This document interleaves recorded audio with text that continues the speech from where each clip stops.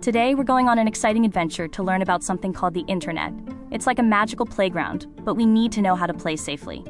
First, let's talk about what the internet even is. It's like a super big library, but instead of just books, it has everything you can imagine. Imagine a giant, magical library that holds all the stories, pictures, songs, and games in the world. That's kind of like the internet. You can find so many fun things on the internet, like your favorite cartoon characters, silly animal videos, fun games to play, and amazing stories to read. Now, how do we find all these amazing things in this giant library? We use a special tool called a search bar. The search bar is like a magical question box. You type in what you want to find, like cute puppies or dinosaur games for kids, and the internet helps you find it. When you want to find something, you just type it into the search bar. Like if you want to see pictures of fluffy cats, you type fluffy cats for kids.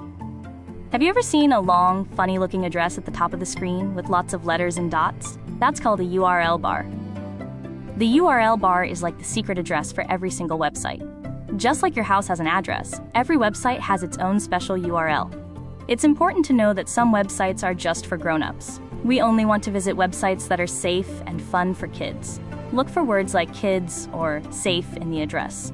Sometimes, when you're looking at something on the internet, you might see little rectangles at the very top of the screen. Those are called tabs.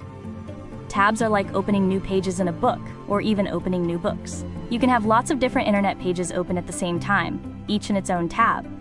When you're done with a tab, you can close it to keep your internet tidy. Just look for a little X on the tab and click it. Now, for the most important part, how to stay super safe while we're on our internet adventure. Remember, we only visit websites that are safe for kids. If you're not sure, it's always best to ask a grown-up first.